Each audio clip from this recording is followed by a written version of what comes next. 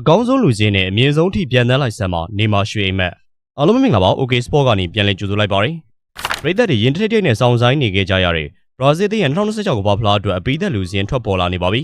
ဒီလူချင်းမှာပါဝင်လာတဲ့ကစားသမားတချို့အတွက်ပြောခဲ့ကြပေမဲ့ကြံရစ်ခဲ့ရတဲ့တချို့အတွက်ကတော့စိတ်မကောင်းဖြစ်ကြပါတယ်ဆမ်မာသားတွေအတွက်ပီလီကာရင်ချာရွန်ဒိုနာဇာရီယိုရိုနယ်ဒင်ညိုနဲ့ရီဘယ်တိုလိုကန်နွေတွေကခေတ်ဆက်ဆက်မှာအောင်မြင်မှုတွေရယူပေးခဲ့ပြီးပါပြီ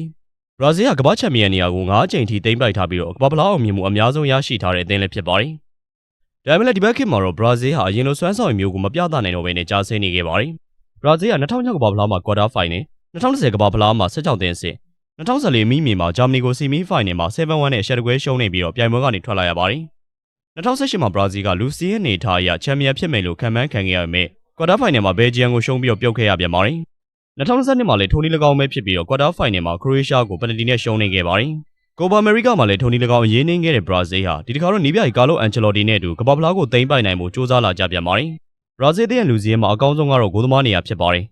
ဘရာဇီးကထိပ်တန်းဂိုးသမားတွေအပြိုင်ဆိုင်ရှိနေကြပြီးတော့လီဗာပူးသမားအယ်လစ်ဆန်မန်ချက်စတာစီးတီးဂိုးသမားအေဒါဆန်တို့ကအတွေ့အကြုံရောလက်စွမ်းမှာမတိမ်မြိတ်မှာရှိနေကြပါတယ်တတိယဂိုးသမားဝီဗာတန်ကတော့အရန်ခုန်ထမ်းရဖို့ပဲများနေပါတယ်ဘရာဇီးခန့်စင်မှာတော့အတွေ့အကြုံမြင့်ဝါရင်ကစားသမားတွေနဲ့လူငယ်ချစ်တက်ပါရမီရှင်တွေရောရှက်ထားပါတယ်မာကင်ညော့စ်ကဘရာဇီးခန့်စင်ရဲ့အဓိကဦးဆောင်သူကစားသမားဖြစ်လာမှာဖြစ်ပြီးတော့ဂျူဗနယ်ဂျယ်ဝင်ဟောင်းအလက်ဆန်ဒရိုကဘယ်ဇိုနီယာအတွက်ခိုင်မာရေးရွေးချယ်မှုတစ်ခုဖြစ်လာပါတယ်ဘိုးခန့်စင်မှာအာဆင်နယ်ခန့်စင်ကြောက်ဆောင်ရင်ဂါဘရီယယ်မာဂါဟေးကမာကင်ညော့စ်နဲ့အတူပွဲထွက်မှာဖြစ်ပြီးတော့ရွေးချယ်စရာဆိုရင်ဂျူဗနယ်ကစားသမားဘရီမာလည်းရှိနေပါတယ်နျူကာဆယ်ကစားသမားဘရူနိုဂွေမာရေးဟာပရီးမီးယားလိရဲ့အကောင်းဆုံးကွင်းလယ်တစ်ယောက်ဖြစ်တယ်လို့ဘရာဇီးလက်ပြင်စင်ထဲမှာလည်းကက်စမရိုနဲ့တွဲဖက်ပြီးတော့တာဝန်ယူပွဲထွက်လာမှာပါ2022ဘာဖလာရုံးကခြေစွမ်းပြခဲ့တဲ့လူကက်စ်ဘက်ကွေတာလည်းပြန်လည်ရွေးချယ်ခံရပြီးတော့အရန်အတွက်တော့လီဗာပူးကစားသမားဟောင်းဖာဘီညိုပါဝင်နေပါတယ်ဘရာဇီးအတွက်စိတ်ကြရွေးချယ်နိုင်လောက်တဲ့အထိပေါ်များတာကတော့တိုက်စစ်မှုတွေပါကာလိုအန်ချယ်လော်တီကဘရာဇီးနိုင်ငံလုံးရဲ့ဆန္ဒကိုရောကန်နွေနီရဲ့တိုက်တွန်းမှုကိုပါဖြည့်ဆည်းပေးလိုက်ရင်နေမာဂျူနီယာကိုပြန်လည်ရွေးချယ်ခဲ့ပါတယ်နေမာကိုခေါ်ဖို့အတွက်ယာအိုပက်တိုနဲ့အန်တိုနီလိုကစားသမားတွေကိုချိန်ထားခဲ့ရတာပါနေမာလိုခေါင်းဆောင်တယောက်အသင်းမှာလိုအပ်တယ်ဆိုပေမဲ့နေမာအနေနဲ့သူ့ကိုရွေးချယ်တာမှန်ကန်တဲ့ဆုံးဖြတ်ချက်ဖြစ်ကြောင်းတရားရဂိုင်လုံးကြိုက်ခံမှုပြေဝစွာနဲ့တက်တည်ပြပေးဖို့လိုအပ်ပါတယ်ဖီနီရှက်ဂျူနီယာကအန်ချယ်လော်တီစိတ်ကြိုက်ကစားသမားဖြစ်ပြီးတော့ဂါဘရီယယ်မာတင်နယ်လီကအရန်ဖြစ်ပါတယ်ရိုဒရီဂိုတယောက်ဒဏ်ရာကြောင့်ကမ္ဘာဖလားကိုလွဲချော်နေတာကြောင့်ရာဖီညာကပဲပထမဦးစားပေးညာတောင်ပန်ဖြစ်လာပါတယ်